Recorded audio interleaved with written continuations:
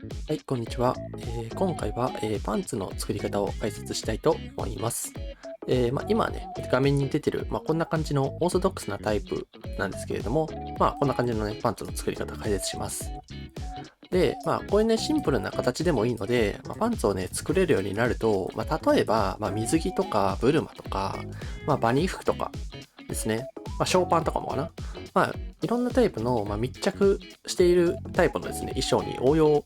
できると思いますので、まずはね、こういうシンプルなパンツ作れるようになりましょうということで、やっていきたいと思います。